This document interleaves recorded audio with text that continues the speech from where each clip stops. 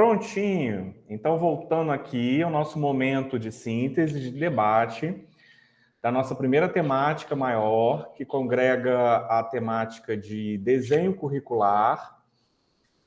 Todos tiveram oportunidade, então, de acessar, de ouvir as temáticas.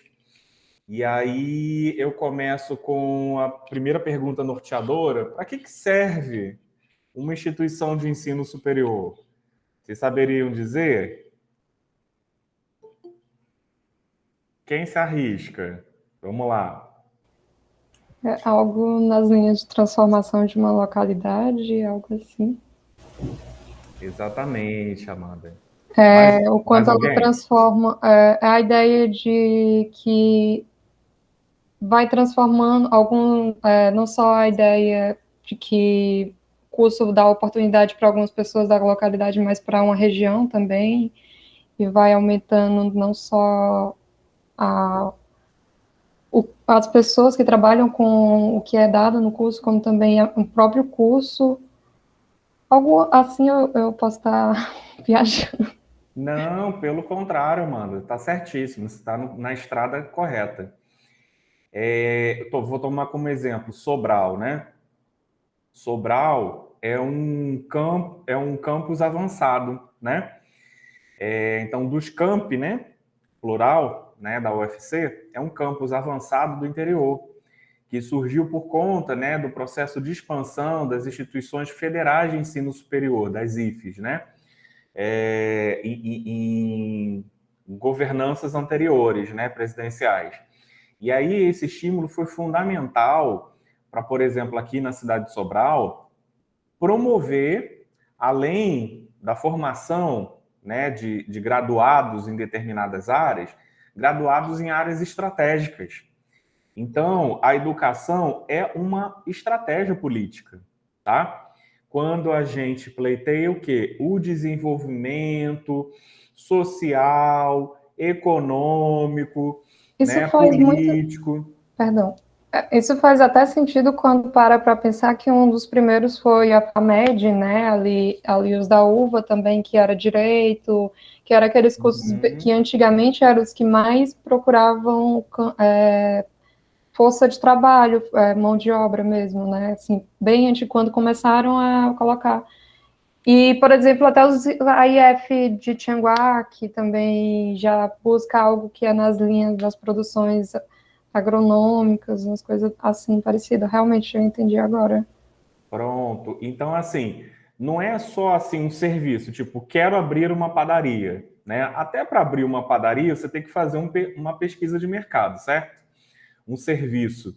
Mas nesse caso da educação, você tem a premissa de uma instituição querer promover isso, né? Sendo esta pública ou privada, embora a privada tenha a prerrogativa, né, da concorrência, da fixação do mercado e do lucro, que é uma atividade fim inerente, certo? Entretanto, a gente não pode esquecer o que é convergente a ambas as situações, tanto no público quanto no privado, que é potencializar esse desenvolvimento. E aí eu vou abrir aqui a fala para os demais também colocarem suas percepções, e depois a gente volta para vocês entenderem que é requerido tanto na esfera pública quanto na privada essa ideia de que uma instituição de ensino superior promove o desenvolvimento científico, cultural, econômico, social de uma determinada localidade ou de regiões adstritas, tá bem? Diga, Elciane. Pode falar. Não estou ouvindo você, acho que está cortado. Agora foi. Pronto. Eu estava assistindo a aula e fazendo muita relação com o que a gente vê no ensino médio, né? Porque quando eu estava na graduação, os professores de didática falavam muito que a proposta do ensino médio era o ensino propedêutico, aquela coisa de colocar o menino na educação superior. E aí, agora que a gente chega para estudar a educação superior, a gente entende que é um caminho, né? Uma formação, e que a superior tem essa finalidade que faz muito sentido a nível de comunidade.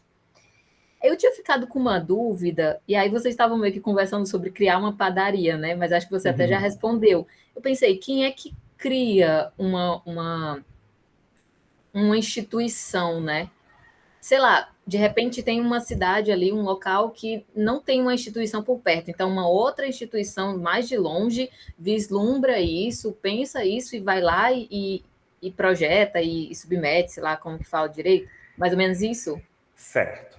Eu vou te falar dentro assim de uma visão atual, né? Já que expansão de universidade pública realmente não está ocorrendo tanto quanto ocorreu nessa época da expansão das IFES, né? Como eu citei, que foi mais assim, apenas traçando uma convergência histórica, né? Foi mais ou menos convergente, né? Com o pós-governo Fernando Henrique e primeiro governo Lula, que acabou realmente havendo essa expansão histórica de 20 anos atrás, certo? Então, converge justamente com os 20 anos que a UFC Sobral está fazendo, certo? Então, muitos institutos federais também de ensino, como o IFCE, né?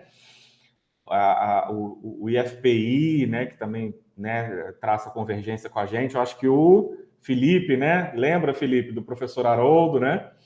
Que está lá no Piauí também, em Picos. Então, a gente observou esse crescimento, né, das instituições federais, não apenas a de nível superior, mas a técnico, que acaba englobando alguma parte também de curso de graduação superior, especialmente os cursos superiores técnicos, que é uma outra modalidade, CST. Mas, assim, pensando na lógica do mercado, Elciane, para responder a tua pergunta, existem conglomerados educacionais,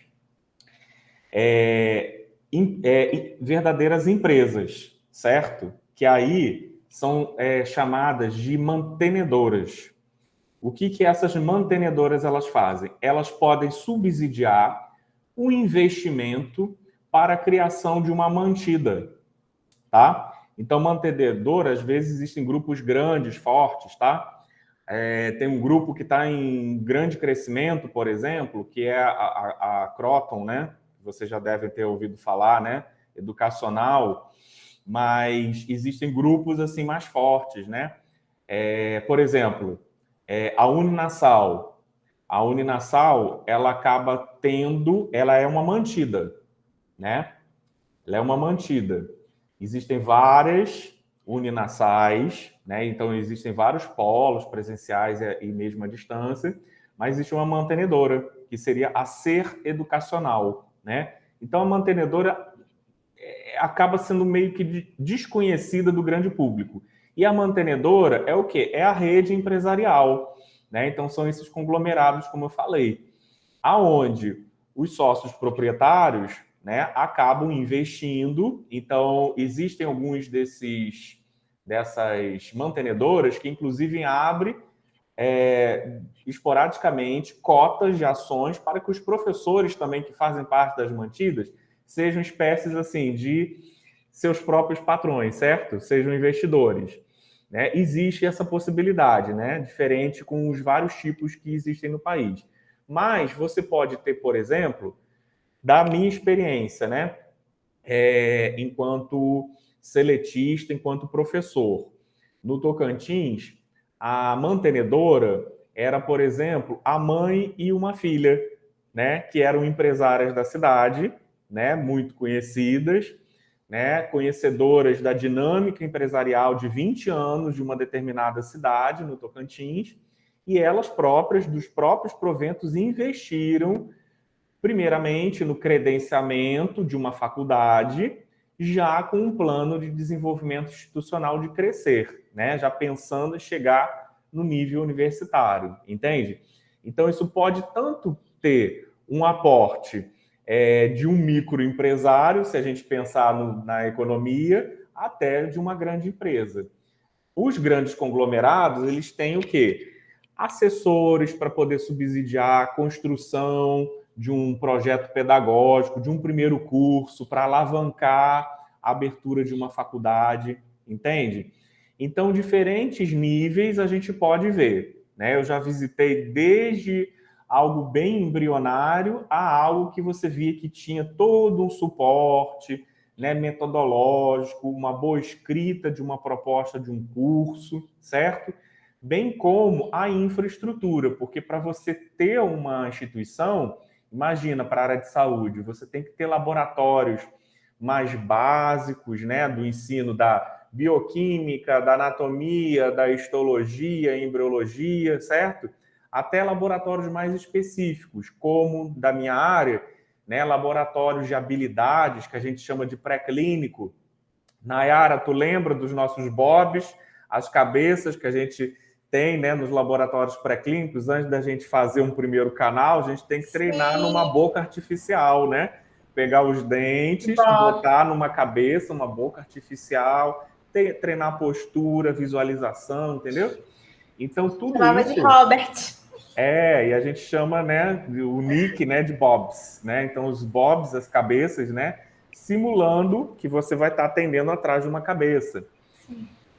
Então, dependendo do nível exigido, né, de cursos superiores, por exemplo, um curso superior de ordem tecnológica, não bacharelado, por exemplo, de análise de sistemas, você deveria ter um laboratório para você desconstruir e reparar, por exemplo, hardware, né? Então, você tem que ter várias peças de montagem. Na medicina, você tem que ter vários outros laboratórios também de simulação, porque aí o professor também vai estar, né, fingindo um atendimento com o aluno, né, dentro da reprodução de condições semelhantes ao mercado de trabalho, né? Então, essa parte da infraestrutura pega muito, né, para uma instituição começar a caminhar. Então, muitas delas, Elciane, às vezes começam por cursos relativamente menos trabalhosos em termos de infraestrutura. Por exemplo, administração. Administração, a gente tem muito curso, entende? Porque é um curso relativamente barato no ponto de vista econômico, porque precisa de sala de aula, precisa ter estágio, óbvio, todo tipo de curso precisa estar imerso na sua própria praxis, né? Na sua própria área, né? A sua prática comum. Mas, frente a outros tipos de laboratórios mais específicos, acaba dando aquele gás inicial para a faculdade existir com algum curso, enquanto os outros cursos, teoricamente mais caros, mais demandantes de infraestrutura, estão se articulando. Ricardo, pode contribuir conosco? Diga lá. Só queria fazer uma observação. Na verdade, é um detalhe que eu percebo muito, né? Normalmente, quando as faculdades elas estão abrindo, um dos primeiros cursos, como o senhor falou, administração, e um curso também que está sempre presente é o direito. Né? Acredito eu que por ser um curso que não demanda tanto laboratório, né, e ser um curso que na nossa sociedade ainda é muito elitizado, no sentido de que, quero ter um filho advogado, muito procurado nesse sentido. E eu vejo muito a faculdade surgiu, coloca administração, contabilidade e direito. Eu acredito que são os 3 principais cursos que abrem logo de início. Pronto. Assim, pelas experiências das IES que eu já vivenciei, eu já trabalhei no Rio de Janeiro, na Universidade Salgado de Oliveira, por alguns bons anos, antes de ir para o Tocantins, na Faculdade de Ciências de Tocantins, onde eu fui coordenador. E aí eu vi sempre o seguinte, que a instituição privada, ela se baseia na lógica do mercado. Então, obviamente, se faz uma pesquisa, às vezes junto a Sebrae, SESI, Senac, para poder dimensionar qual que seria a probabilidade, né, de aceitação dentro de pessoas que estão procurando curso superior de realizar aquele curso superior e demandas do próprio mercado. Por exemplo, uma cidade pequena precisaria desenvolver engenheiros para potencializar, né, essa cidade, para ter construções nessa cidade. Precisaria de médico também, porque tem um médico aqui, tem outro acolá. Então, vamos tentar ver quais que seriam as necessidades daquela região e as potencialidades também de atrair pessoas para aquela região, entende? Então, às vezes, a região precisa de médico, ok, mas, de repente, não tem uma atratividade tão grande, porque o acesso ainda à cidade é dificultoso, né? Não tem asfalto, tem dificuldades sanitárias, né? Para fixação dessas pessoas, né? Os tipos de mercado de consumo, de serviço. Então, tudo isso a IES acaba previamente analisando antes de simplesmente ofertar um determinado curso. Existe um instrumento, entendendo como instrumento, um documento que arrola todos esses elementos, né? Esses indicadores socioeconômicos e as projeções de crescimento de uma instituição de ensino superior, que se chama PDI. Vocês lembram lá da minha apresentação? Que era justamente lá naquele slide que eu mostrava o plano de desenvolvimento institucional. Então, dentro daquela ordem de porções que são coordenadas, planejadas, executadas pela própria IES, né? Eu falei de PPC, de PDI. O plano de desenvolvimento institucional é basicamente essa projeção, né? Essa projeção de anos em que se pensa em, primeiro, projetar no ano 1 a abertura de um curso, no ano 2 a abertura do segundo curso, né? Pode ser que o curso do primeiro ano seja administração de empresas, depois seja direito, depois seja, de repente, medicina veterinária. Opa, já tem uma da área de saúde.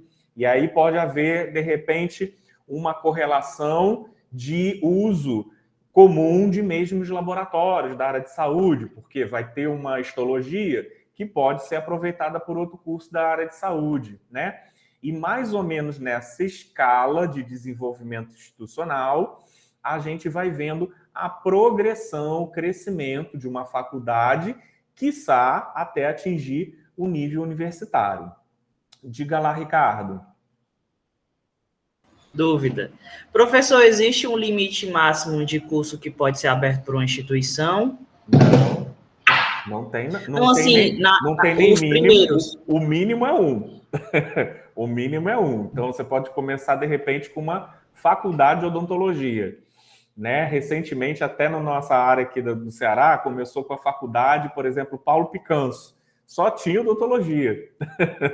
Né? Mas se ela vai almejar outros níveis de centro universitário, aí ela vai ter que se flexibilizar.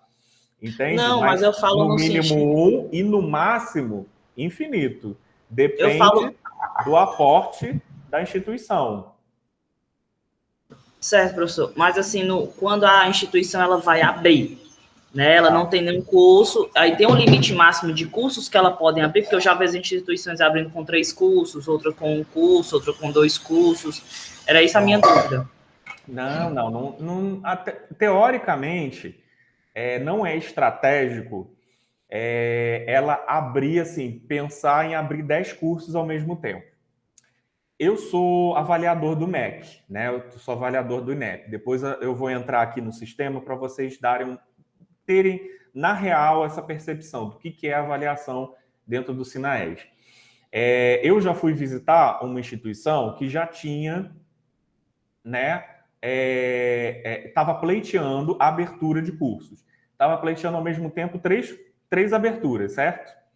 Então, ela se credenciou e ela estava pleiteando ao mesmo tempo 3, de odontologia e de mais outros 2 cursos, certo? E aí convergiu a mesma comissão externa para verificar in loco, que é a terminologia que a gente chama quando a gente verifica presencialmente no próprio local, se aquela instituição realmente tem porte, tem uma magnitude para poder atender o aluno, porque a gente deseja o quê? Que o estudante tenha a infraestrutura, tenha a organização didático-pedagógica e tenha profissionais competentes em executar o processo de ensino-aprendizagem. No caso, os professores e ou tutores, né? No caso de modelagens EAD. Então, minimamente uma, certo, Ricardo? Mas pode pleitear mais do que uma. Isso custa.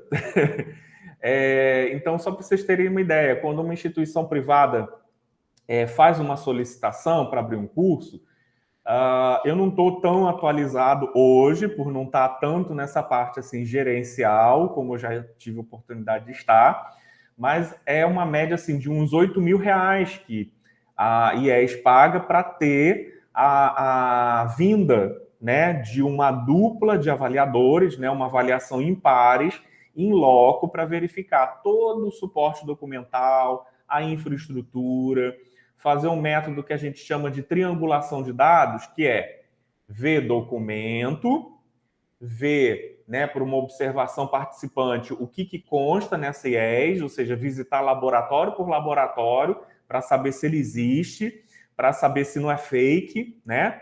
Por exemplo, laboratório de histologia, aí tem lá 3 microscópios. Você acha que 3 microscópios vai dar vazão para uma turma, por exemplo, de 40 alunos? Não vai dar. Como é que essa IES está dizendo que aqueles 3 microscópios vão dar vazão, entendeu?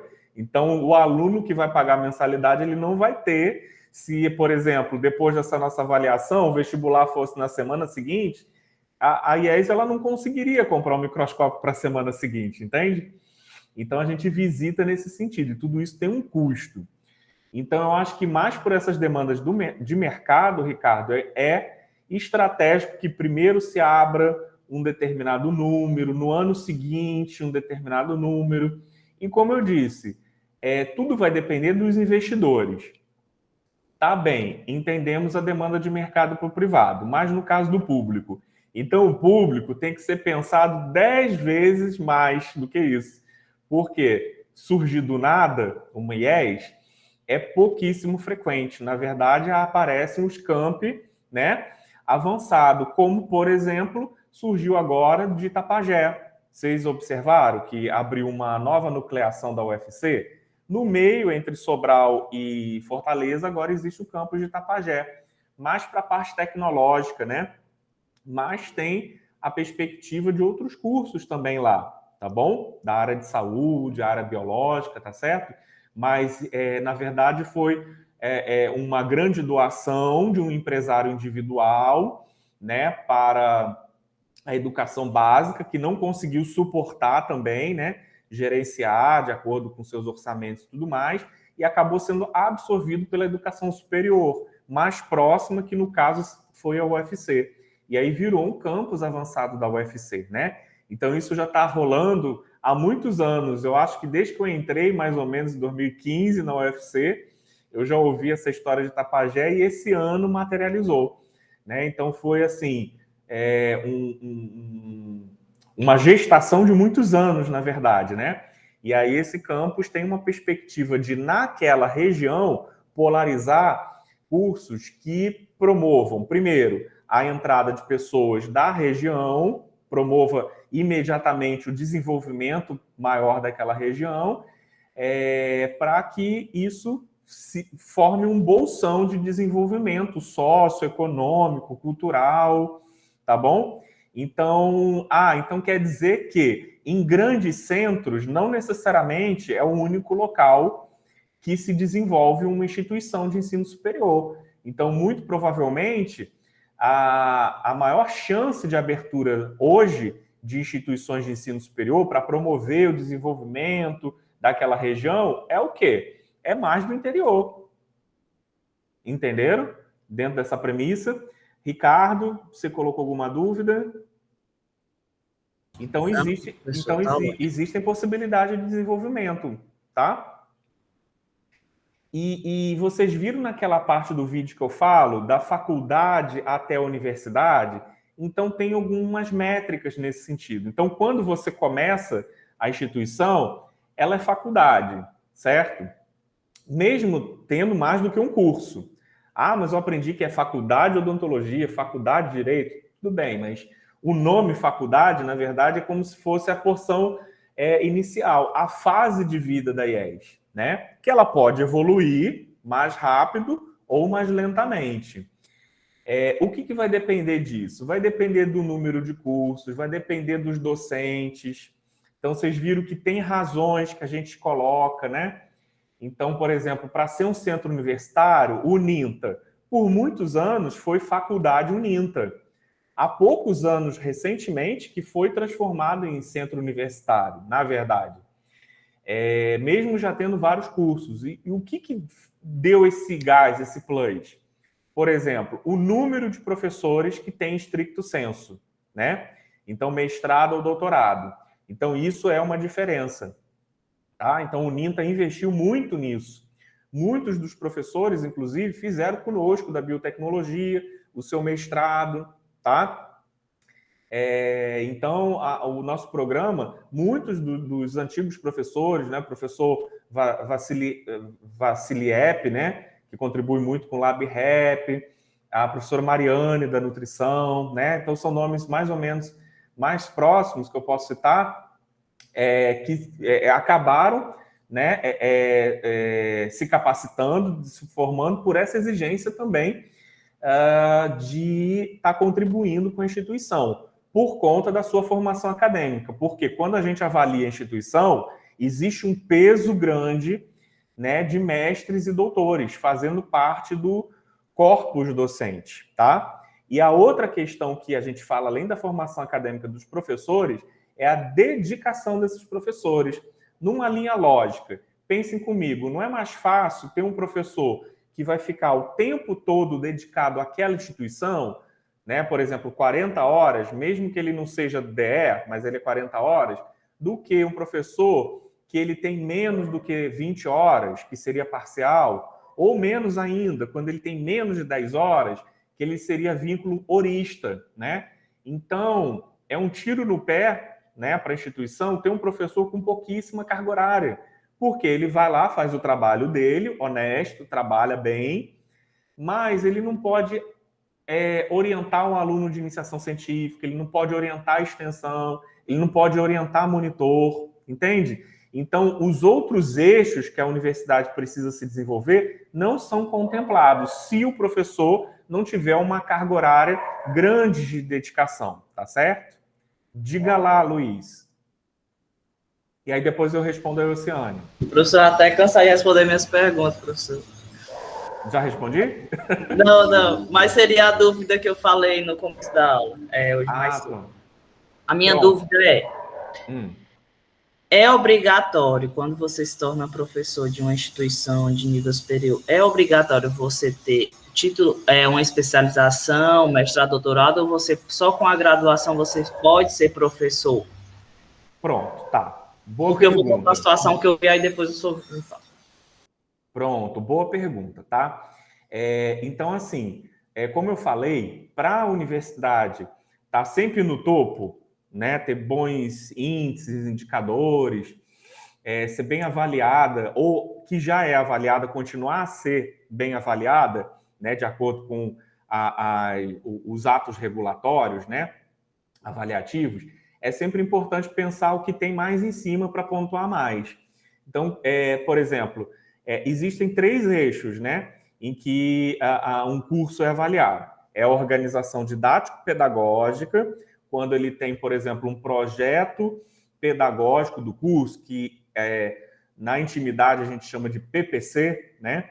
Então, todo curso tem um projeto político-pedagógico, né, que vai mostrar a matriz curricular, os professores, as metodologias, as formas de avaliação, o que tem de pesquisa, ensino, extensão, as políticas de inclusão, né, de uma instituição, se ela prevê, por exemplo, acolhimento, né, de pessoa com deficiência, né, de ordem motora, né, o cadeirante, de ordem mental, né, por exemplo, as pessoas que estão dentro do transtorno de espectro autista, certo?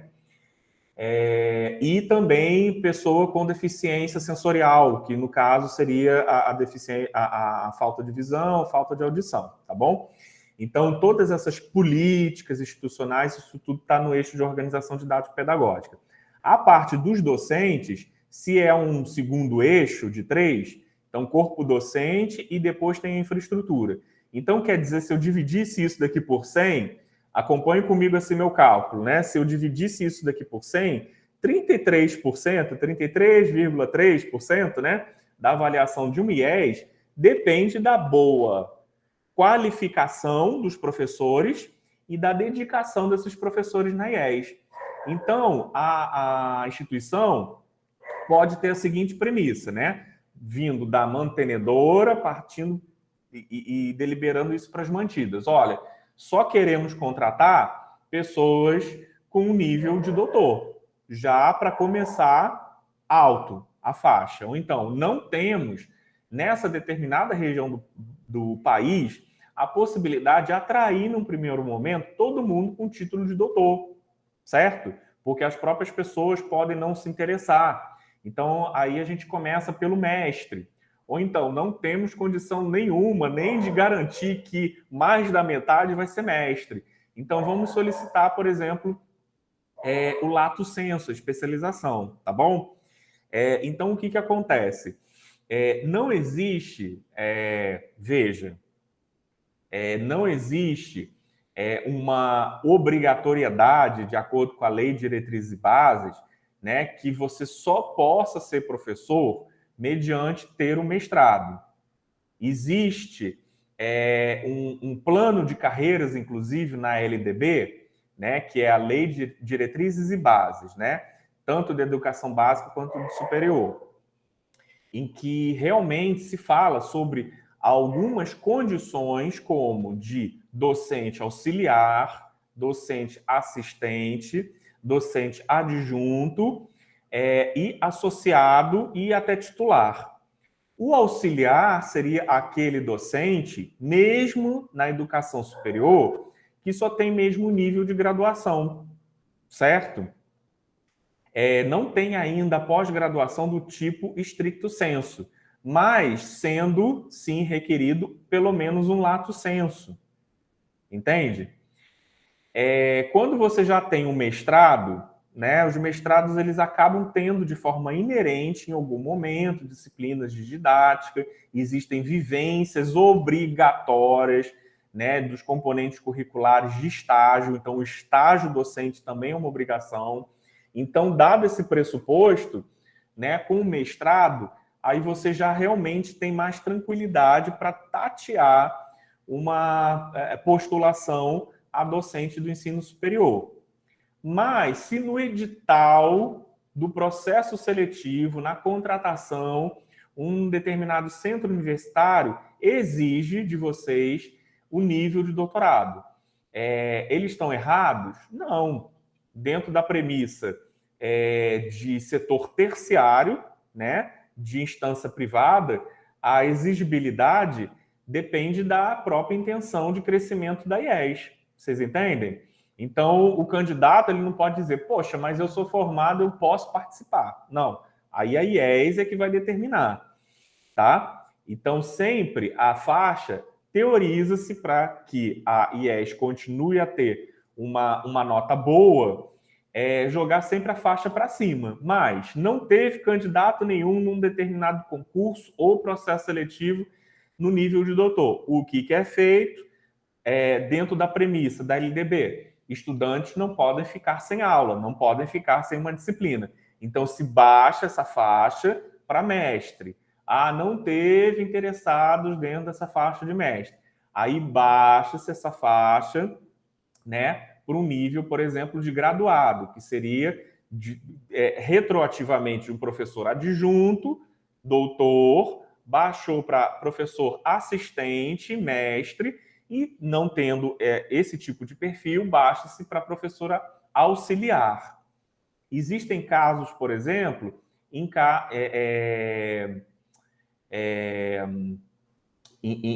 tragédias públicas, né? Em que, por exemplo, algum desastre, alguma tragédia. Eu vindo lá do Rio de Janeiro, rememoro uma época que o campus avançado da UF, em Nova Friburgo, foi simplesmente aterrado, soterrado. A Serra, né, Carioca, ela teve um declive, né, de mobilização de terra, então simplesmente assim, muita gente morreu, tanto os cidadãos quanto os próprios professores. Então abriu-se concurso a toque de caixa também para substituir esses docentes. E aí houve, nesses casos de tragédias públicas e previsto pela LDB, isso contempla essa necessidade pública, entende? Então, a LDB, ela celebra isso, a necessidade de simplesmente, no caso do público, né, não deixar aquela demanda desassistida, que isso seria ilegal, né, contra a lei que garante, né, dentro das instituições públicas, esse tipo de suprimento de ensino, tá bom? Mas as privadas, como o setor terciário, podem deliberar da melhor maneira, tá?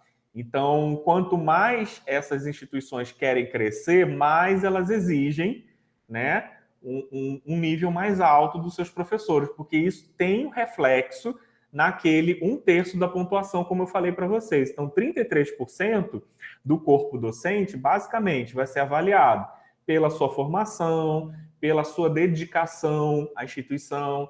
Então, a instituição quer um professor que vai dar apenas uma disciplina, de 4 horas, por exemplo? Lógico que não. Ela quer o professor que seja, no mínimo, parcial, né? Então, o que é ser parcial? É você ter um compromisso de estar 20 horas naquela instituição, entende? Porque a partir daí você já pode estar contemplando outros eixos de desenvolvimento além do ensino, podendo orientar um aluno, tá certo? Porque se você ficar pouquíssimo tempo na instituição e ter, por exemplo, 3 empregos na semana, você não vai estar se dedicando no emprego 1, emprego 2, emprego 3, tão bem quanto se dedicasse apenas um. Entende? E aí eu e o Ciane também falando, a questão dos institutos, né? Sendo públicos, acabam seguindo também essa mesma métrica, né? Tendo, a princípio, né, uma faixa de corte mais alta, né? Institutos assim que tem, por exemplo, tipo o IFCE, que tem o curso superior, né? Então, não necessariamente todos os professores acabam tendo doutorado, né? No IFCE, vários colegas, né, acabam tendo só o mestrado, a grande maioria acaba tendo, pelo menos aqui em Sobral, né? Não sei a condição de Acaraú, né, para poder ter essa dimensão, mas vejam que pela própria restrição de ter cursos de pós-graduação stricto sensu nos institutos federais, né, que é uma restrição, alguns têm, mas são raros, isso já mostra que não tem muito professor doutor que possa estar atuando nas graduações de institutos federais, que possa também estar colaborando nos cursos de pós-graduação do tipo stricto sensu da sua instituição, entende? Então, veja como que a graduação acaba também pensando no desenvolvimento da pós-graduação, porque vocês viram que, para ser universidade, tem que ter pelo menos 4 cursos de pós-graduação. Não necessariamente 4 cursos de pós-graduação em cada campus avançado, né? Mas considerando o plural, o campi, o UFC, por exemplo, a gente tem aí, não lembro do último censo, mas eu acho que mais de 60 programas de pós-graduação. Tá? Posso estar até falando bobagem, que eu já estou um pouquinho, alguns anos longe aí da pós-graduação, né? Eu acho que criou-se até mais umas 3, né, dentro desse processo. Mas vocês entenderam essa premissa? Então, para a instituição crescer para centro universitário, a partir de centro universitário, como exemplo aqui o NINTA, que eu dei, que é o mais próximo aqui da gente, o grau de exigência acaba tendendo a evoluir. Então, se anos anteriores não existia uma exigibilidade tão alta de ter já o stricto sensu, hoje já começa a se ter, entendeu? Pensando também em alocar esse professor em carga horária da graduação e carga horária da pós-graduação, para que assim ele tenha as 20 horas semanais, que é pelo menos o vínculo parcial, entenderam? Se não soma tudo na graduação, para somar com a pós-graduação também. Felipe, diga lá. Professor, só voltando um pouquinho mais atrás aqui. Certo. O senhor falou, né, eu assistindo o seu vídeo, o senhor falou que uma das finalidades da educação superior seria a transformação de um determinado local geográfico para se criar um determinado curso, para formação de um profissional que essa região ela está precisando, né? Aí eu tive uma dúvida, caso for constatado, né, passou-se o tempo e foi constatado que essa demanda de profissional, ela ficou supersaturada. Então, essa instituição ela vai estar formando profissionais que eles não estarão mais atuando, né, na sua formação, e assim isso vai se tornar um gasto desnecessário para o Estado, né? Então, Isso. caso isso aconteça, qual seria uma solução para esse problema, se é fechar o curso ou transferir para outra cidade? Tá, ótima pergunta, tá, Felipe? Porque a gente pode ter tanto o olhar da ótica pública quanto da ótica privada, né? Na ótica privada, vocês percebem que o terceiro setor, né, o lado empresarial, não público, é bem flexível. O que manda é a lógica do mercado, né? Então, se a mantenedora está percebendo que está tendo um inchaço de profissionais, tem tipo 10 faculdades, né, naquela mesma cidade. E aí, por exemplo, quando abriu a primeira faculdade, turma lotada, 50 pessoas na turma. 10 anos depois, com 10 faculdades, de repente tem 5 pessoas na turma. É interessante para a privada manter? Não, fecha aquele curso. E dentro da lógica do público, um exemplo atualíssimo, né? Lá no Rio de Janeiro, a UERJ, que talvez vocês tenham ouvido falar, acabou englobando uma outra universidade também de mesmo cunho estadual. Existe a Universidade Estadual do Rio de Janeiro, existe a Universidade Estadual da Zona Oeste, né? Mais ou menos para a parte lá de Realengo, né? Mas está dentro do município do Rio de Janeiro, tal como a UERJ. Então, uma esfera estadual englobou a outra esfera. Por quê? Evasão de alguns cursos, né, mesmo com todo o trabalho de projeção do PDI, né, se começou a ver que não se desenvolveu, entende? Então, não é desmérito se, de repente, por uma evasão, né, um ou outro curso que realmente não polarizou, não nucleou naquela região, né, as pessoas não desenvolveram muito essa região, ele pode simplesmente manter uma infraestrutura, de repente até nuclear outros cursos, né, que tenham uma aceitabilidade melhor. Por exemplo, puxando a brasa aqui para a nossa pós-graduação, a biotecnologia, ela é muito recente, entende? Muito recente que eu digo, é assim, dos últimos, né, considerando mais ou menos 2008, né, me ajudem aqui nas contas, né, então mais ou menos assim, uns 13 aninhos, né, ela não é assim tão velha quanto, por exemplo, a odontologia, né. Eu falei também no vídeo sobre DCN, né, Diretrizes Curriculares Nacionais, né, a última diretriz que a gente teve do Ministério da Educação sobre como compor um curso, né? E isso, um documento regulatório para cada curso, somente para odontologia, datava lá do ano de 2002. E agora, no ano de 2021, ou seja, quase 20 anos depois, né, 19 anos depois, que saiu uma atualização de como a gente deve entender um curso superior numa determinada área. Mas apenas frisando, saiu para odontologia, eu acho que da medicina também já saiu, e está saindo em massa de vários cursos ao mesmo tempo, que normalmente, né, as secretarias de educação superior acabam liberando todos os cursos no mesmo ano, tá bom? Então eu posso até tá falando bobagem, porque eu não tenho essa dimensão de todos os cursos, mas normalmente é assim, é um atrás do outro, né? As portarias que saem no Diário Oficial vão sendo mais ou menos sequenciais nesse sentido. Então, tu entendeu, Felipe, que na verdade, se aquela proposta do curso, né, não foi bem desenvolvida naquela região, ele pode encolher. A IES, ela pode, né, aglutinar frente a outra de mesma esfera, ou seja, o federal engloba federal, o estadual engloba estadual. Existem alguns casos raros, né, de interesse público, que são municipais. Lá no Tocantins existia uma também de esfera municipal, né, mais na base, né, do estado, que seria o NIRG. Então, em geral, você acaba vendo as estaduais em maior número do que as federais, certo? Porque se você pensar na lógica de aporte público, né?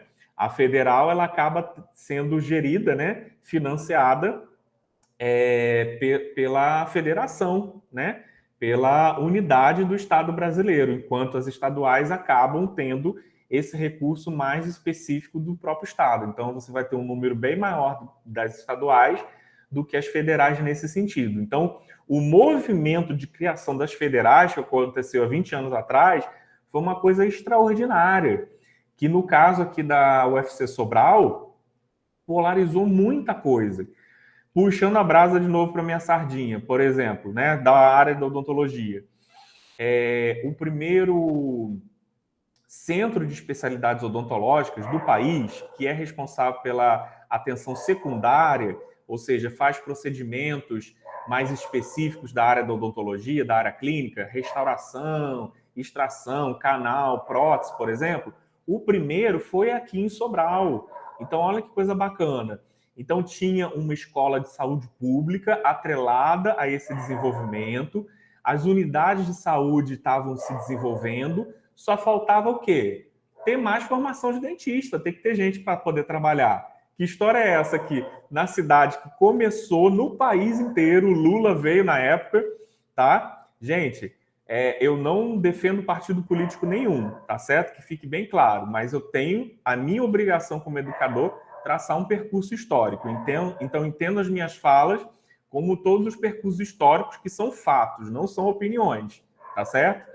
Então, deixando bem claro, ele veio, né? E tem até hoje, né, Nayara? Nayara viu, né? A história do jalequinho lá da O jaleco está lá. O jaleco está lá e ninguém mexe, ninguém lava aquele negócio. Imagina nessa época de Covid, os auxiliares lá tudo enlouquecidos.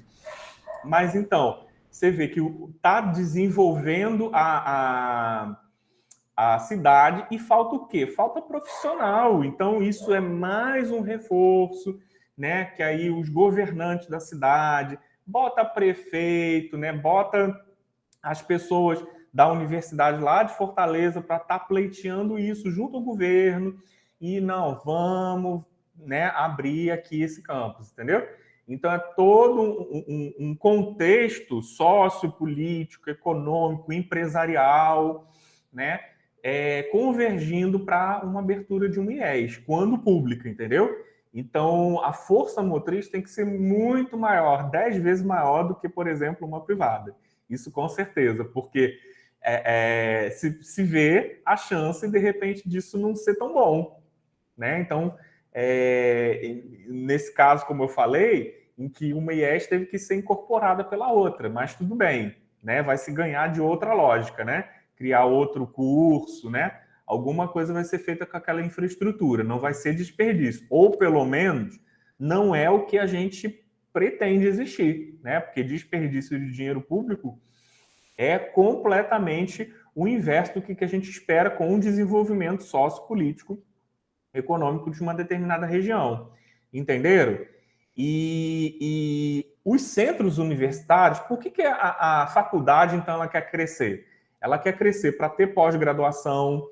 Então, o centro universitário, às vezes, não tem, né, um número mínimo de cursos de pós-graduação estricto sensu para ser considerado universidade. Ele está naquela regra ainda do 1/3, 1/5, né? 1/3 de professores com estricto sensu e 1/5 de professores institucionalizados que têm uma dedicação exclusiva. Enquanto a regra do 1/3 é das universidades, ou seja, 1/3 no mínimo é composto por profissionais que têm um mestrado ou doutorado e que 1/3 no mínimo tenham aquela questão de terem uma dedicação mais exclusiva com a IES. E vocês viram que eu falei que, no caso do centro universitário da universidade, você tem mais autonomia de criar curso? O que seria essa autonomia? Não quer dizer que, se a UFC Sobral quiser criar um curso, ela não está nem aí para o MEC. Não é isso, tá, gente? O Ministério da Educação... Ministério da Educação, certo? Que a gente continua a chamar de MEC, tá? Pelo uso, né? O Ministério da Educação permite que você autorize a realização, né, a criação de um curso. Mas vamos entender assim, que a norma que fala isso, que permite a autorização de um curso, existem exceções. Curso de Direito, curso de Medicina, curso de Odontologia e curso de Psicologia, tá? Então, esses 4 cursos, a criação desses cursos, mesmo que, em teoria, os centros universitários e as universidades tenham uma autonomia para criar esse curso, para que depois ele seja reconhecido, que é outra fase, né?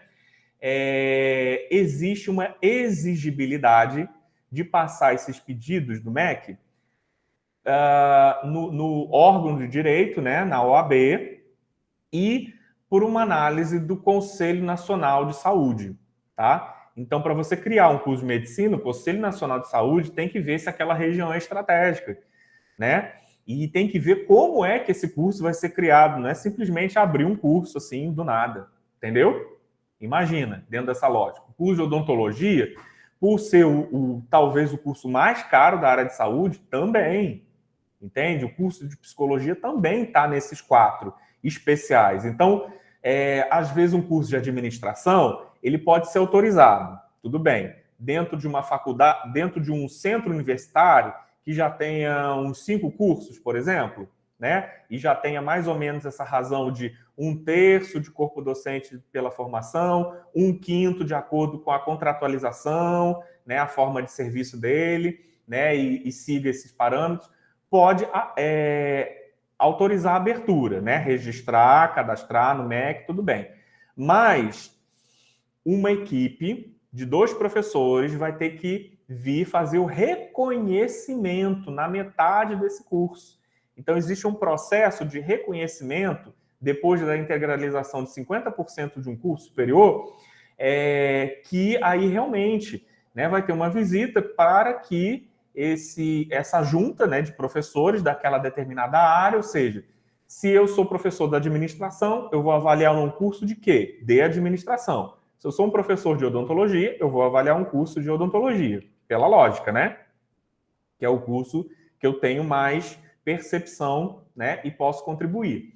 Então, na metade, exatamente, esse curso ele vai ser avaliado, né? Ele vai avaliado por essa junta externa, que faz parte do SINAES, né? Então, seria a comissão externa de avaliação, que é designada pelo MEC, e os alunos, eles também vão contribuir dentro dessa percepção, né? Quem melhor do que os estudantes para dizer se os professores estão ensinando bem, certo? Então, se os estudantes eles forem bem numa prova nacional que é chamada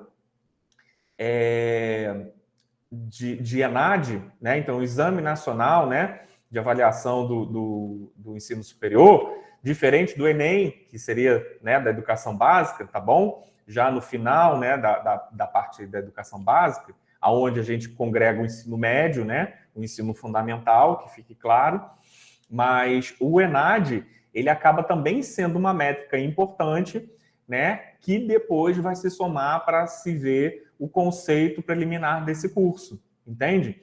Então, quando um curso ele abre e ainda não tem turma, tipo, a faculdade abre, como é que ela vai dar a nota do aluno se não tem aluno? Então, a nota é baseada somente nessa avaliação externa, em pares, que para evitar qualquer tipo de viés, não é feita só por uma pessoa, é feita pelo professor 1 e pelo professor 2. Assim como se fosse uma avaliação de um artigo, entende? Então, uma avaliação em pares, que uma comissão externa vem. Então, um IES tem que ter, em algum momento, uma avaliação de uma comissão externa que vem, né? A existência de uma comissão própria de avaliação, que seria chamada avaliação interna, que é o que a gente chama de CPA. Muitos de vocês, às vezes, nem sabem por que vocês estão respondendo, o que vocês acham da biblioteca, se tem um número certo de acervo, né? Se vocês estão atendidos quanto aos banheiros, se tem acessibilidade, né? Então, todas essas perguntas, né, de infraestrutura, se o professor dá plano de ensino no primeiro dia de aula, né? Então, se perguntar, ó, o professor Igor passou aqui o plano de ensino no primeiro dia de aula. Então, tudo isso faz parte, né, do contexto, né, de avaliação da qualidade da instituição. Que, se não está bom, a gente já sabe exatamente pelos indicadores como tem a evoluir, tá? Então, toda IES, né, ela primeiro credencia, certo? No nível de faculdade e pode vir a chegar, num tempo mais curto ou mais longo, à universidade. Se já centro universitário ou universidade, pode pleitear, por exemplo, a autorização de um curso, mas que vai precisar, obrigatoriamente, de algum nível de reconhecimento do MEC, via o seu órgão regulatório, que se chama INEP, que é o Instituto Nacional de Estudos e Pesquisas Anísio Teixeira, tá bom? Que vai acabar designando professores episodicamente para verificar a condição daquela IES, tá bom? E se aquela IES ela não atender de acordo com a prerrogativa, ela não tiver uma nota boa, que pelo consenso geral varia entre 3 e 5, para ela estar funcionante, se ela baixar esse número, ela fica meio que assim, de recuperação por um tempo. Ela tem bloqueado, né, pelo Ministério, a execução de novos vestibulares, pensando, por exemplo, no caso, né, dos vestibulares agendados, né, dentro da lógica das instituições privadas, né? Então, se bloqueia a vaga. Então, imagina, dentro da lógica da privada, a IES quer sala sem aluno? Óbvio que não. Então, ela vai correr atrás para responder às diligências e, se não conseguir responder, ela, no novo ciclo avaliativo, 3 anos depois, ela pode vir, se manter uma nota abaixo de 3, vir a fechar. Entende? Então, é lógico que é uma condição que a IES está sempre querendo crescer e não evoluir, certo? Então, e os cursos, como um todo, eles acabam contribuindo para o índice geral daquela instituição. Então, pode ser que um curso esteja muito mal na sua pontuação, né? Tipo, esteja com uma nota de 3 a 5, já ficou aquém de 3, está com 2. Teve um ciclo avaliativo de 3 anos, 2. Aí o outro ciclo avaliativo, para pelo menos ficar 3, né? Para ficar dentro dessa margem aceitável, não conseguiu. Ficou com 2. Então, durante 6 anos, pensa, 3 anos, 3 anos. Então, ficou com aquele nível de qualidade muito baixo. Então, aquele curso, provavelmente, ele vai ser fechado. Não quer dizer que a IES toda vai ser fechada, entende? Mas isso pode estar contribuindo com o índice geral de cursos, baixando. Pode ser que existam cursos muito bons, do tipo 5, né, melhores, né, ranqueados, que estejam puxando o índice geral da IES para cima. Mas, por uma métrica, é desejável que todos, mais ou menos, estejam esse balanceio. Alana, contribua conosco, por favor. Quando eu estava assistindo a sua aula, eu fiquei com dúvida em relação a isso, professor.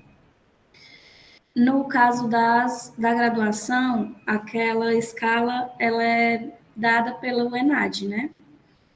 Como que ocorre isso na pós? Porque você até mencionou que era de 1 a 7, né? No caso da pós, e aí tinha aqueles outros casos, que é até para ser internacional, né? Mas como que isso é avaliado na pós? Certo. A instância da educação, perdão, da educação superior, que é regulamentada pelo INEP especificamente, vai estar avaliando os cursos da graduação. E na graduação, a gente tem notas que convergem do 3 até o 5 para as instituições abrirem, tá bom? Então, a nota, por exemplo, a nota, na verdade, pode ir de 1 a 5, tá bom? Pode ir de 1 a 5. Mas, se for 1 ou 2, o nível de qualidade é muito ruim. E aí, ela nem abre, entende? Então, as instituições, os cursos de graduação, eles precisam pelo menos da nota 3, 4 ou 5. A pós-graduação, ela obedece uma outra métrica, tá bom? A pós-graduação, ela pode existir, né, em teoria, da nota 1 até a nota 7, tá? Então, é uma outra escala, tá bom? É uma outra dimensão. A 7 acaba sendo o nível internacional, onde geralmente, né, um programa de cada área, por exemplo, da odontologia, o melhor do país, acaba tendo esse padrão 7. É como se fosse assim, o grande nucleador, né? Então, os cursos têm que se espelhar nesse padrão para poder, né, seguir o seu desenvolvimento em nível de pós-graduação. Então, veja, são métricas para a graduação, 5, e para a pós-graduação, 7. Quem faz essa avaliação da pós-graduação? Quem faz não é necessariamente o INEP, né? Que, como eu falei, é o órgão do Ministério da Educação que acaba sendo responsável por esse tipo de métrica. Acaba sendo a CAPES, tá bom? Então, um órgão colegiado que acaba sendo escolhido, designado e que vai avaliar por meio de ciclos avaliativos que antes eram trienais, né? Em convergência mais ou menos com as avaliações, né, das graduações, tá bom? O que pode causar uma certa confusão, mas hoje em dia já se passa a ter uma avaliação chamada de quadrienal, entende? Então, a avaliação da pós-graduação é diferente da graduação. Por quê? Graduação a cada 3 anos, dentro das métricas institucionais e das provas que os alunos fazem no ENAD, não sendo requerido sempre que haja uma comissão externa para visitar a instituição, e as avaliações quadrienais são típicas da pós-graduação mesmo. Eu vou dar o exemplo do curso da odontologia, da graduação, para vocês entenderem. O nosso curso, nas últimas 3 avaliações, tirou 5 do ENAD. E dentro dos outros campos, ou seja, os alunos estão gabaritando a prova, né, de uma forma mais simplificada. A nota de infraestrutura está excelente também. Então, as notas dadas pela comissão externa de infraestrutura, de composição do corpo docente e organização didático-pedagógica, também está 5. Então, os alunos tiraram nota 5 de ENAD. O conceito também do curso, visto pela comissão externa, está 5. Para que então o MEC vai designar uma comissão externa para verificar a constância dos processos dessa instituição que já foi verificado anteriormente, fisicamente, entendeu? Então, quando a nota da instituição fica entre 4 e 5, né? Quer dizer, vou me retificar, quando a nota do curso, né, da instituição fica entre 4 e 5, não é necessário uma comissão externa vir verificar se os processos estão de acordo. Entretanto, como eu disse, a nota 3, 4 e 5 habilita um curso para ele assim existir. Se ele tiver, por exemplo, começar com nota 3, é certo que ele vai ser visitado novamente por uma junta de professores para ver se ele continua como 3, se ele já pode evoluir como 4, entendeu? Então, assim, existe um salvo-conduto para cursos 4 e 5, que já começa com 4 e 5, de esperar o ENAD. Se os alunos também tiverem uma nota, né, de 1 a 5, né, mas que mantiverem ou 4 ou 5, então se endossa nesse salvo-conduto a boa qualidade daquele determinado curso. Deu para entender? Que é uma forma estratégica. Eles vão focar os cursos 3, por exemplo, que precisam melhorar ou corpo docente, organização didático-pedagógica ou infraestrutura. Entenderam? Então, ó, deixa eu só mostrar aqui rapidinho para vocês. Mais alguma pergunta aqui, gente? Deixa eu compartilhar um negócio aqui para vocês verem que essa história toda de avaliação é algo bem real, é algo bem tátil, né? Para a gente poder estar falando, e que, porventura, vocês, depois de terem uma formação de mestres, vocês podem também estar buscando se habilitar, né, como avaliadores, né? Para ser avaliador do EMEC, primeiro, você tem que ter, no mínimo, a formação de mestre, né? Finalizado o stricto sensu. E a segunda questão é ter, pelo menos, algum tipo de relação contratual com uma instituição de ensino superior por pelo menos 1 ano, tá? Então, já tendo essa experiência docente, né, na educação superior, vocês podem se habilitar como avaliadores, né? Eu acabo sendo avaliador exclusivamente do meu curso, que é de odontologia, que é da onde eu acabo sabendo mais coisas, né? E aí, só para vocês verem, aqui eu vou entrar assim bem rapidinho, né? Por questões éticas, a gente não pode falar aqui as IEs, né? Mas só para vocês entenderem que existem IEs de todos os tipos no país. E sem a gente falar em nomes, né, por teores éticos, acompanha aqui comigo, ó. Olha onde é que está aqui a mãozinha. Organização didático-pedagógica. Então, a gente faz avaliações sobre políticas institucionais do curso, o perfil profissional do egresso. O que é o egresso? É o estudante de graduação que vai se formar e vai ser um profissional. Como a gente espera contribuir para esse profissional, né? A gente vai formar um profissional que seja crítico, reflexivo, com características humanísticas, né? Ele vai saber trabalhar em equipe, ele vai ter espírito de liderança, ele vai conseguir trabalhar de forma interdisciplinar, né, com diferentes profissionais. Então, tudo isso faz parte das diretrizes curriculares nacionais que são emitidas, como eu disse, para cada curso de graduação, e cada curso acaba tendo as suas especificidades, né? Por exemplo, aqui pergunta do estágio curricular supervisionado. Na odontologia, 20% de toda a carga horária a gente acaba destinando para o estágio curricular supervisionado, porque é uma exigência, de acordo com a diretriz, que de 20%, ou seja, 1/5 do curso todo, tem que ser na prática, né? Então, a gente quer um profissional que tenha uma boa mão, tenha essa habilidade. Então, para que isso seja atingido, a gente tem que avaliar se a proposta desse curso em abertura atingiria essa prerrogativa mínima, entende? Dos estágios. O curso trabalha TCC, então como que ele trabalha esse TCC, né?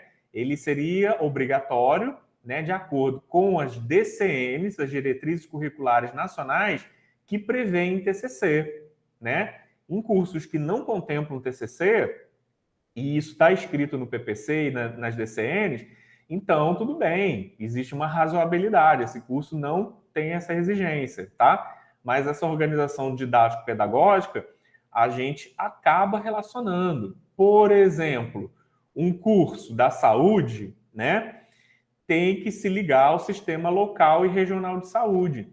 Então, a primeira coisa que a gente pergunta, a proposta desse curso é fazer estágio em que ambientes, né, que reproduzem o ambiente de trabalho?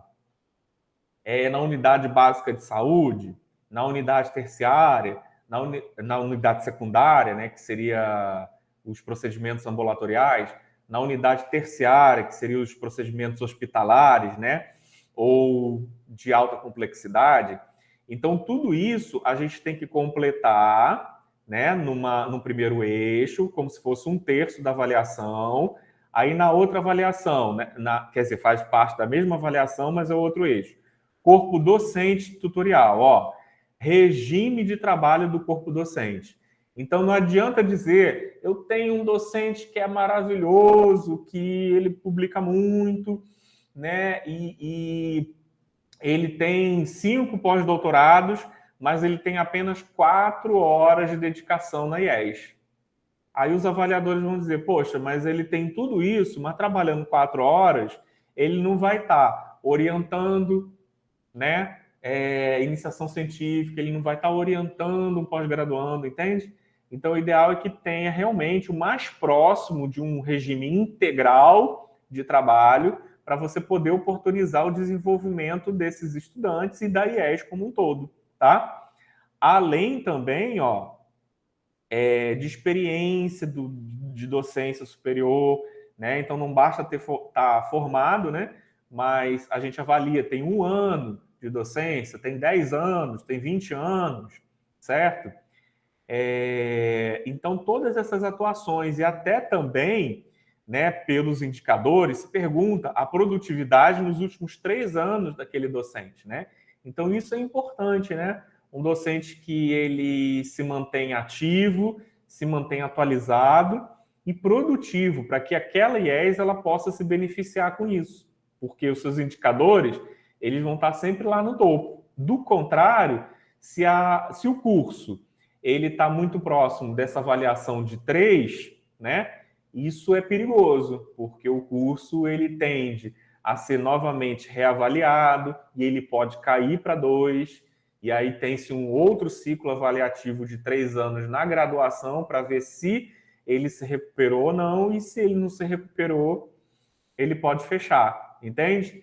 Então, o curso com nota abaixo do que 3 começa primeiro, né, com a reprovação, né, limitando, né, a abertura de novas vagas, né, novos vestibulares, né, por exemplo, né, ou paralisando o ingresso de novas turmas durante um tempo, durante um ciclo avaliativo, para que depois realmente possa se ver se vai fechar ou não. E a infraestrutura, que é realmente aquela demanda que de cara já se vê se a IES vai abrir ou não, né? Se está com muitas deficiências, de acordo com os seus laboratórios. Então, tem que ter sala de aula, tem que ter ambiente de trabalho para os docentes, tem que ter acervo, né, livro na biblioteca. Então, a gente confere, a gente vai na biblioteca, a gente vê se tem aquelas referências para os alunos, porque não que isso ocorra na prática, né, mas a gente é capacitado pelo MEC, pelo INEP, a pensar na prerrogativa que, tudo bem, a gente vai liberar uma nota, tá, como avaliadores impares, né, para aquela IES, tem-se um período de recurso da IES, que pode contestar as notas de acordo com os parâmetros que a gente dá, né, a Câmara Técnica de acompanhamento das avaliações, que a gente chama de CTAA, acaba vendo a regularidade disso tudo, dizendo, não, mesmo havendo um recurso da IES, os avaliadores bem pontuaram todos os quesitos, e dessa maneira ela fica com 2 de nota, né? Então, se ela fica com 2 de nota, ela não abre nesse momento.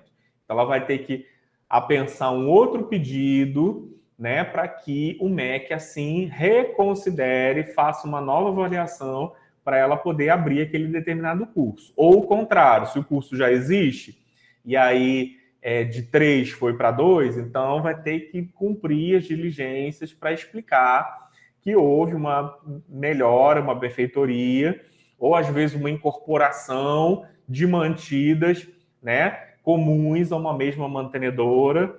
Então, às vezes, existem instituições assim, tá? Que tem diferentes polos, e às vezes um polo não está indo muito bem, e aí tem-se uma incorporação de turmas, né, numa mesma cidade. Existem regiões no Nordeste, por exemplo, em Recife, que tem muito curso de odontologia, que acabou, né, sendo conglomerado, né? A turma estava muito pequena, a infraestrutura não estava muito boa, mesmo tendo aberto, né, com 3, acabou sendo mais estratégico para a IES, com a mesma mantenedora, fundir as mantidas e aí preservava a arquitetura da IES, entende? Diga, Luiz. Professor, eu prometo que é a última, professor. É porque apareceu. Não, fica à vontade. Professor, é o seguinte, me veio essa dúvida agora. Tá. Como é criado um curso novo no Brasil? São instituições federais ou as instituições particulares, elas têm esse poder também de criar um curso novo que não existe nenhum, um curso de graduação, né, no caso. É um curso que não existe ainda no país.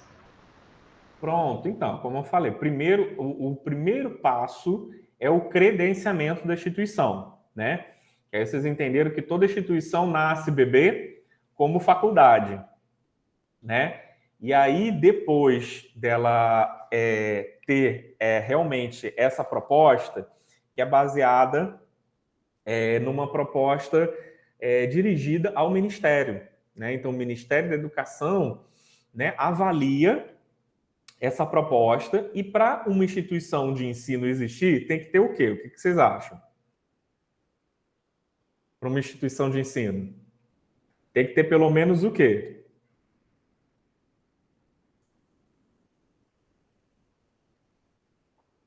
Vamos lá, gente. Chutem. Para existir uma instituição, tem que ter pelo menos um curso de graduação, né? Uma instituição de ensino superior. Então, o que acontece? O credenciamento, pelo menos, é baseado no quê? Num instrumento que a gente chama de projeto de desenvolvimento institucional, plano de desenvolvimento institucional, né? Geralmente, né, ele oscila entre 3 e 4 anos, tá bom? Em que se tem essa previsão de crescimento da instituição, e junto a ele, pelo menos um PPC, né, de um curso, que pode ser um curso das ciências humanas, pode ser um curso tecnológico, entendeu? Pelo menos um curso. Então, obrigatoriamente, tem que ter um PPC, né, que é o carro-chefe condutor do início daquela instituição, porque a instituição ela precisa ter um curso, né? Um curso vai precisar ter um coordenador de curso, um corpo docente, né? Que a gente não tapeia um número mínimo, mas é um número que a gente tem que ver como adequado para os 2 primeiros anos de curso. Porque a maior parte dos cursos de graduação, hoje, estão numa faixa de quê? De 4, 5 anos de execução, né? Então, quando vem a comissão externa, ela quer ver se mais ou menos na metade, né? Então, seria 2,5, mas anos consolidados, se na metade, né, eu teria um corpo docente mínimo para garantir a executabilidade daquela proposta, entende? Então, quando a junta vem abrir o primeiro curso da instituição, então ela vê as condições reais de alunos estarem tendo aula naqueles 2 primeiros anos de existência daquela faculdade, entende? Então, o que motiva a abertura, a gente já tinha falado anteriormente, né? Mas, assim, os instrumentos, o que a gente precisa? Primeiro, um plano de desenvolvimento institucional, né? De alguns anos, por exemplo, anos de 2017, 18, 19, 20, né? Um quadriênio, né? Com a perspectiva de crescimento durante esse ano. É como se fosse assim, ó, essa é a nossa proposta a longo prazo, e a proposta a curto prazo seria, ó, a gente quer começar com este curso, a gente tem condição de começar com esse curso. Imagine, gente, que eu já visitei, às vezes, assim, educação básica, um colégio que tinha, né, até jardim de infância, nível fundamental, e aí eles começaram, assim, nucleando, né, num colégio, o credenciamento, né, e o ato autorizativo do primeiro curso, que aí eles escolheram odontologia na região. Então, assim, eu já visitei uma escola, educação básica, que estava subsidiando o quê? O ato autorizativo de um primeiro curso, e aí conduzindo também esse credenciamento da IES como instituição de ensino superior. Porque para ela estar credenciada, ela precisa ter pelo menos um curso, entenderam? Então, se os 2 professores acabam autorizando essa abertura do curso, ou seja, por notas equivalentes a 3, 4 ou 5, de uma faixa de 1 a 5, então, automaticamente, valida-se, homologa-se o credenciamento e a autorização desse primeiro curso e da instituição. E o que vier pela frente vai ser a construção coletiva de novos cursos, de outros corpos docentes, né? Que, dentro das possibilidades, vão sendo aproveitados pelo IES também. Entende? Professor, então, a criação de um curso inédito, de uma graduação inédita no país, ela é esse mesmo processo de um curso que já existe, é isso? E foi essa a minha pergunta. na realidade. Ah, tá. Por exemplo, um curso que não tem lugar nenhum, que você diz, né? Era isso, era de um curso Pronto. inédito. Eu queria Então, saber se ó, são as federais que têm essa autonomia ou as instituições particulares, elas também podem ter essa autonomia de criar um curso inédito. pronto. Independente, assim, da esfera de gerenciamento, né? Seja de recursos públicos, né? Ou seja, pública ou a federal, sendo universidade ou centro universitário, como eu disse, tem-se autonomia de pedir, né, a autorização, né, de cadastrar, estamos aqui abrindo um curso, né? Talvez vamos colocar, sei lá, de uma graduação em sistemas fotovoltaicos sustentáveis, não sei, uma coisa em particular, né? Que uniria a parte tecnológica, mas que não existe aquele nome de graduação, né? De repente, uma ciência tão assim transdisciplinar que foge de outras graduações. Um pouco parecido com o que é a biotecnologia, certo? Então, se for esse o caso, né, uma coisa inédita, tem que se pensar, puxa vida, quem é que eu vou botar para avaliar? Né? Porque isso vai ser um desafio. Então, assim, o centro universitário ou a universidade podem pleitear? Podem.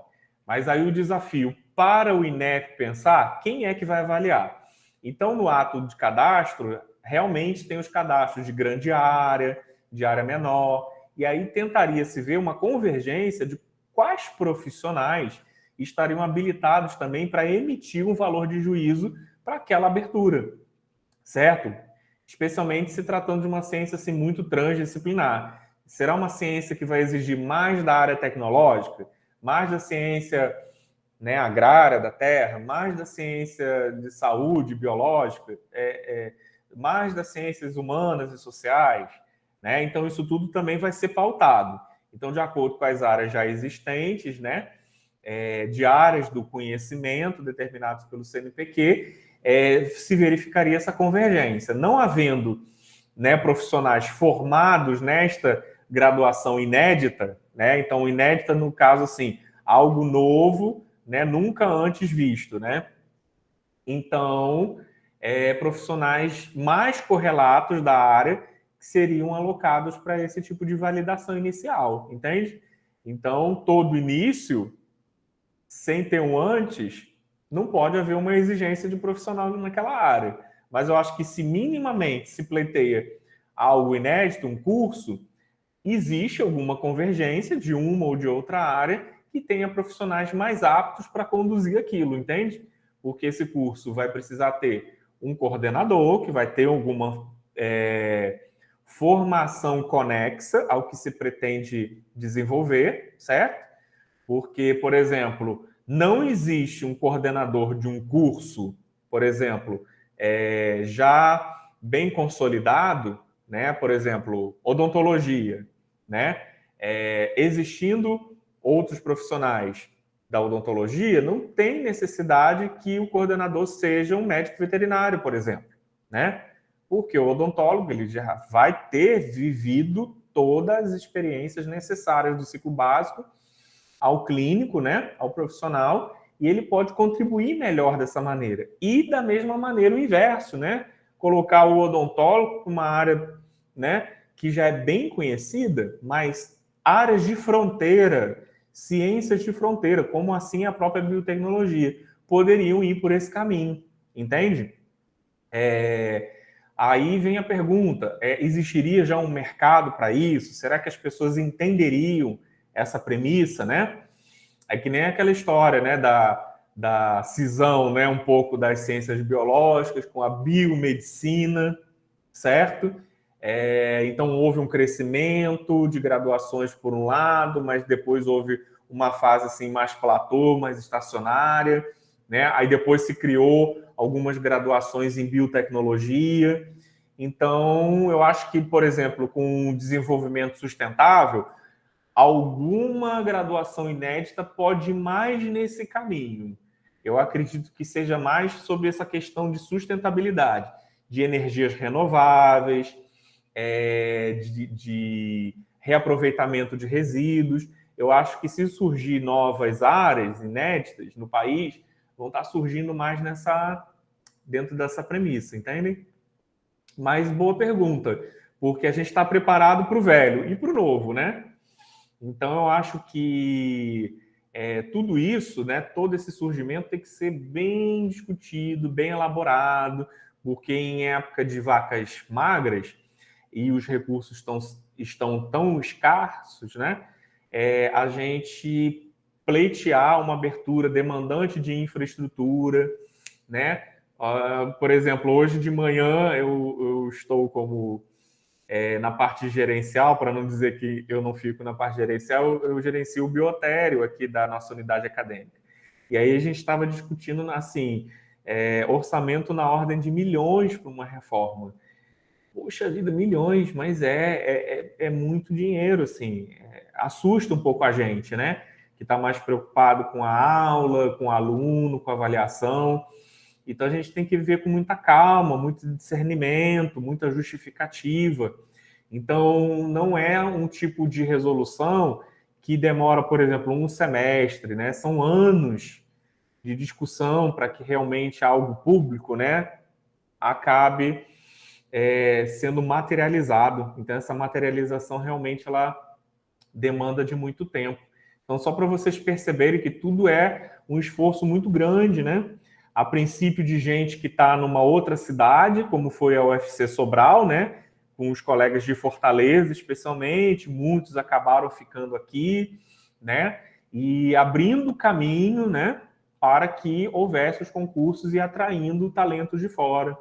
Né? Eu, pessoalmente, não sou do Ceará, eu venho lá do Rio de Janeiro, então, para vocês verem, né? A fé que a gente deposita numa instituição, quando ela é bem organizada, quando ela é bem gerenciada, então isso atrai talentos como os docentes, né? Traz docentes com diferentes experiências de vida e capacidades de instrumentalizar isso, né? Na graduação e na pós-graduação, certo, gente? Então, boa formação docente é 1/3 de uma boa qualidade de um curso superior. Então, a gente tem que levar isso a sério, né? As coordenações de curso, as IEs, valorizar os professores, mas não apenas os professores. Ver que a organização didático-pedagógica é um outro ponto importantíssimo, bem como a infraestrutura, entendeu? Então, sem bons laboratórios, aqui, biotério, que eu acabei de falar. O biotério é um desses quesitos que, quando contemplado no projeto pedagógico de curso, vale ponto, vale nota. Vocês percebem a importância disso? Então, o curso de medicina da UFC Sobral tem uma nota alta. Tem biotério, tem comissão de ética, entendeu? Então, isso é uma especificidade que coloca além o curso, né? Coloca mais no topo essa sua avaliação. Estão percebendo como é que cada pequeno detalhe acaba contribuindo para essa nota geral? Só para separar. Graduação é de 1 até 5. Só existe de 3 até 5, tá bom? A pós-graduação aí já segue outro parâmetro, tá bom? Que não é pelo INEP, diretamente pela CAPES, que seria do 1 ao 7. Sendo que, como eu disse no vídeo, na pós-graduação, um curso ele pode existir a partir do 3 também. Então, é como se fosse a mesma nota de corte, né? Sendo que pode existir 3, 4, 5, 6 ou 7, tá? Os de estricto sensu. Lato sensu tem nota? Não. Entendeu? Curso de especialização é bem rapidinho. Tem curso de 1 ano, tem curso de 2 anos. A carga horária também acaba sendo menor, né? Então, você não tem esse tipo, assim, de exigência, tá? De nota, tá? A nota que existe é de um curso que talvez a pós-graduação esteja afiliada ou o índice geral de cursos, que seria a nota da instituição, né? Que para a instituição é bom que todos os cursos tenham nota boa, porque se tiver metade dos cursos com a nota ruim e a outra metade com a nota boa, o índice geral da instituição não vai ficar bom, vai ficar mediano. Entende? Mais dúvidas, gente? A gente falou um bocadinho aqui, mas eu achei que a conversa foi bem gostosa, né? Vocês pegaram bastante os pontos, assim, mais básicos, né? Vocês viram que, só passando aqui, né, para ficar registrado, existem critérios que a gente pode se basear para dar faltas, né, ou presenças. Então, vocês viram, né, que um representante, por exemplo, né, de estudantes pode ter esse tipo de benefício, tá certo? Assim como de acordo com a regulamentação militar também. Se você tem, por exemplo, algum serviço militar a cumprir, então você também pode ter um abono de falta. Então, não é necessário que o aluno ele acabe sempre trazendo um atestado, que é o que muito comumente acontece, né?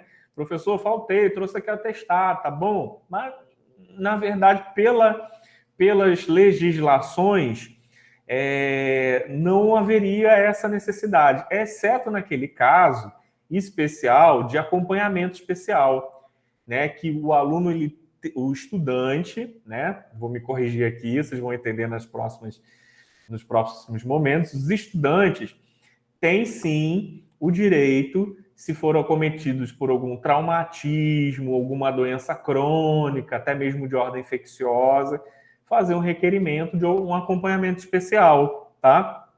Então, às vezes, alguém está passando tomando um coquetel mais pesado, né, por algum IST, e aí, né, durante aquele 1 mês, pode estar tendo alguma resposta orgânica indesejável, né? Alguém pode ter tido um acidente de moto, ter se fraturado todo, então tem alguma possibilidade de conversão online daquela disciplina, o professor se dispõe, a IES tem recursos para promover isso, o estudante ele tem acessibilidade digital, então, para ele não perder o semestre, arranja-se dessa forma, né? Essa forma substitutiva, que a gente chama de acompanhamento especial. E no caso da grávida também, a partir do 8º mês, ela pode requerer também esse acompanhamento especial, né? Então, se a gente passar, né? No caso da grávida, é bem ilustrativo. Porque, por exemplo, começou o semestre, a gravidinha está com 8 meses. Então, teoricamente, vai ter o nenê com 9 meses. Então, ainda falta mais 1 mês, né? Ainda faltam mais 4 semanas. E ela pode ficar num resguardo ainda de 3 meses, certo? E ela requerendo esse acompanhamento especial, olha aqui a lógica.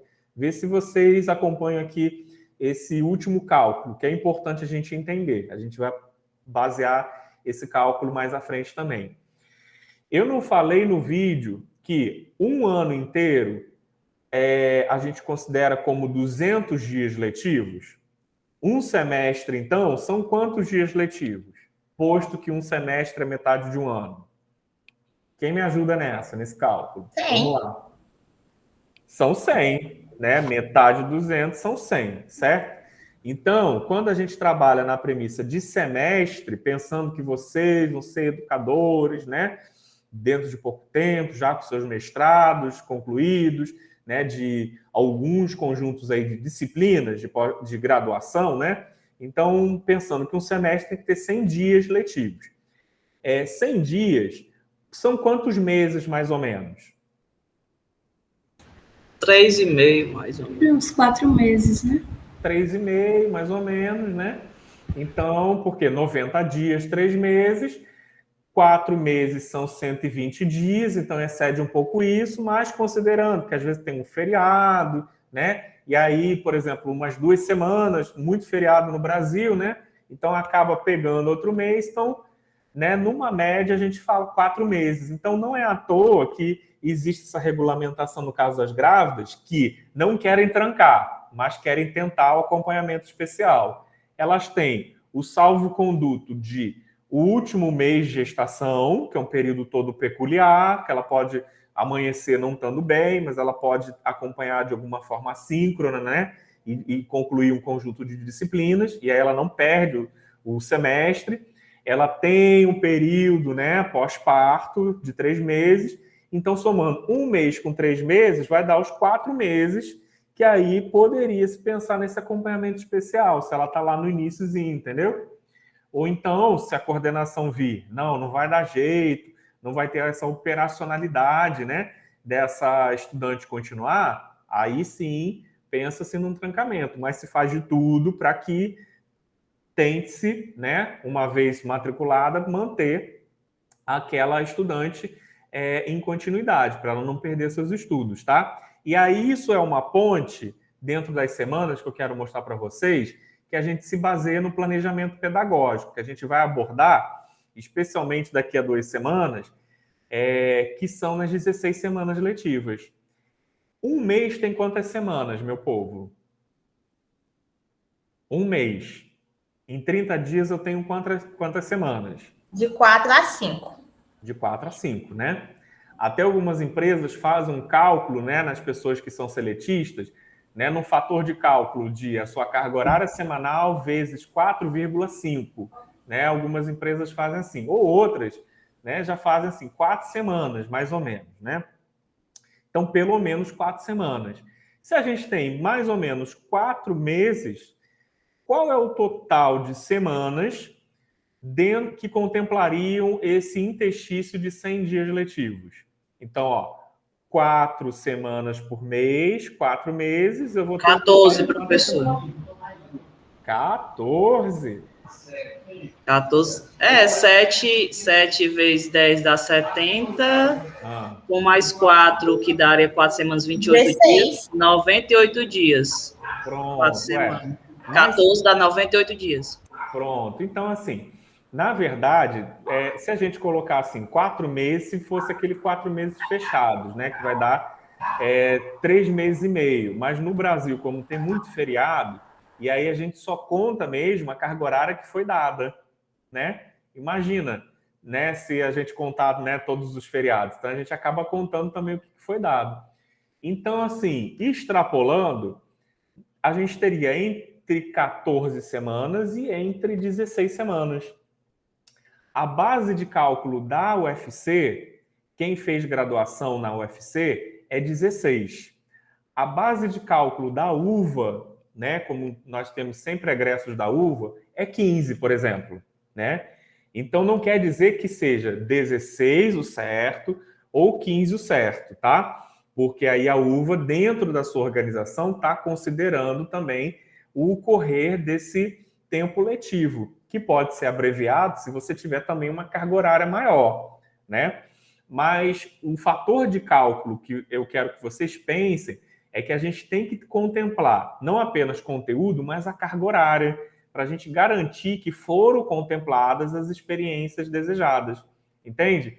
Então, por isso, na pós-graduação, se vocês olharem lá os históricos de vocês na UFC, tudo é na base do cálculo do 16.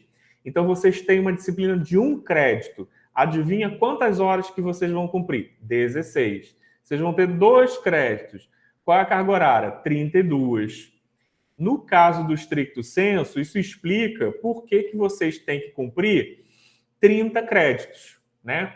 Não é mais fácil o coordenador falar, vocês vão cumprir 30 créditos, porque aí para saber a carga horária geral vai ser 30 vezes o 16.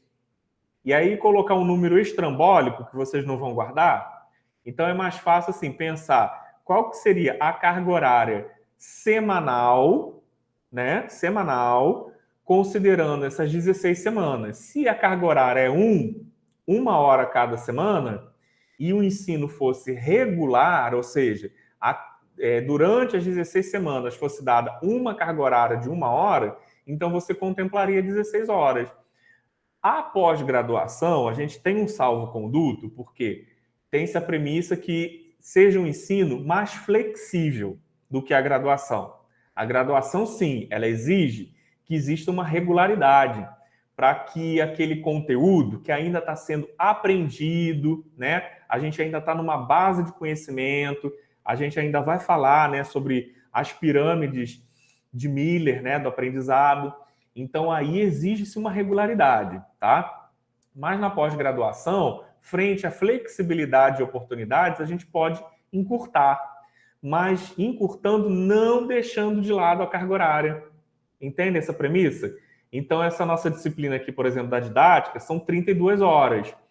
Então, a gente poderia dar de forma regular, como eu dava no presencial mesmo, que ficava mais interessante a gente dinamizar dessa maneira, quando do presencial. Mas como a gente está hoje no EAD, e articulando com a organização do semestre, né? Então, convencionado e aprovado, né, no nosso colegiado da pós-graduação, a gente definiu assim, melhor encurtar, porque aí outras disciplinas começam depois. E aí vocês têm mais tempo para se dedicar na semana inteira a essas modelagens, entenderam? O porquê desse dimensionamento de carga horária, ele é possível, desde que conversado, desde que seja um propósito, seja de um programa de pós-graduação, e no caso da graduação, de repente, um professor ele tem que sair no pós-doutorado dele, que isso ocorre muito comumente, né? Nos cursos. Então, em cada curso, às vezes tem um professor fora, depois ele volta, vai outro, é assim. Então, ele pode, de repente, condensar parte das suas disciplinas, né? E aí adiantar uma parte. Então, assim, tudo que é conversado não dói, né? Então, os colegiados têm esse tipo de autonomia frente à flexibilização dos horários. Então, não precisa pedir uma autorização do MEC, por exemplo, vou mudar aqui a carga horária. Não, o MEC não está nem aí para isso. O MEC quer saber se você está cumprindo o conteúdo, está cumprindo a carga horária, tá? E elevando a qualidade dos serviços educacionais prestados. Entenderam? Então, essa questão de métrica, a gente vai falar mais à frente no plano de ensino, porque vai fazer toda a diferença no que vocês vão construir. E mostrar para uma banca avaliativa, por exemplo, que vocês têm esse domínio, vocês têm essa percepção, né? Que não é, por exemplo, 10 semanas de aula. Com 10 semanas de aula, você teria o quê? 4 semanas de um mês, 4 semanas de outro, você teria o quê? 2 meses e meio. E aí vocês já viram na didática que você tem que, para cumprir o semestre, se for conduzir de forma regular, 3 meses e meio a 4, né? Já que a gente considera que no Brasil existem muitos feriados, né, durante a semana, né, municipais, estaduais, federais. Então a gente tem que levar isso em consideração quando a gente faz o nosso plano de ensino. Então, por isso, vocês vão ter também esse tempinho, né, para poder fazer, mas eu vou sortear os pontos, né? Todo mundo vai ter uma temáticazinha para poder fazer, uma disciplina, tá? E aí vai sentir na prática como é esse desenvolvimento também do planejar, que é uma fase também muito importante antes da gente executar. Então, vocês viram que com desenho, quando a gente desenha, a gente prospecta, né? Então, a gente está fazendo de tudo para que aquela IES, aquele curso, seja de ouro, seja o top, né? Mas existem vários outros elementos que a gente vai discutir, da execução, da metodologia, para a gente atingir essa atividade finalística. O que a gente quer sempre é jogar a nota para cima, tá certo? Então, para isso, a gente tem que falar bastante ainda de educação superior, tá? Mais alguma dúvida nesse primeiro momento do desenho? Do desenho, eu acredito que não. A gente já falou um bocado. Então, eu vou fazer o seguinte, pessoal. Essa é a segunda gravação. Eu vou disponibilizar ambas lá no SIGA, tá? E seguir aquela nossa pactuação, aquele nosso contrato de convivência, né? Pelo fato de eu estar com uma atividade em paralelo na semana que vem, o que eu vou fazer? Ao invés da nossa interação síncrona, sempre nas 2 últimas horas das quintas-feiras, eu vou deixar uma tarefinha lá para vocês fazerem, tá bom? Na verdade, 2 tarefinhas, né? Uma tarefinha, como eu já avisei, é a divisão dos grupos, então eu vou colocar um fórum lá para vocês colocarem, que pode ser a segunda tarefa, depois da primeira, que vocês vão colocar a autopercepção de vocês dos conteúdos vivenciados por meio da videoaula já gravada disponível, que fala sobre o MBTI, né, que é um teste psicométrico, que é extremamente importante, relevante, para vocês identificarem equipes de sucesso, equipes de alta performance. Como vocês vão trabalhar em equipe, é uma boa maneira vocês se autoavaliarem por esse teste psicométrico, né, do MBTI, e se conhecer também. De repente, assim, os diferentes vão se atraindo e compondo equipes mais heterogêneas possíveis. Aqueles que são mais introspectos vão se alinhando àqueles mais extrovertidos, certo? Aqueles mais intuitivos vão se alinhando àqueles mais analíticos, né? Então, quanto mais diversos forem os dois grupos que vocês forem formando, mais interessante vai ficar essa rota colaborativa, tá bem? Então, eu vou criar uns 2 fóruns, porque tem atividade, tá, minha gente? Mesmo que assíncrona, então eu vou estar acompanhando dessa maneira com vocês. Vou sempre estar assistindo vocês, tá bom? E aí, na outra semana, sim, aí vida normal, deixo de 2 horas até 4 horas para vocês verem os conteúdos disponíveis no Siga, tá bom? E de 4 horas até 6 horas para a gente bater esse papo, tirar as dúvidas, vocês trazerem elementos das vivências de vocês, que isso tudo também é muito importante, tá bom? Para vocês contextualizarem na prática. Certo, pessoal? Então, não havendo mais dúvidas, agradeço demais aí esse primeiro momento, acho que foi extremamente produtivo, nos alongamos um pouquinho mais, peço desculpas. Como eu disse, professor Igor é um pouco falador, a Oceane já sabe disso, né? Mas vamos tentar aqui nos alinhar no horário para não ficar também muito tarde e em consideração as outras demandas que vocês também têm. Tá bom, gente? Certo, professor. Tá, até mais, tudo de bom, boa semana a todos. Até a próxima aula. Até a próxima. Boa noite. Valeu, gente, boa noite. Tchau, tchau.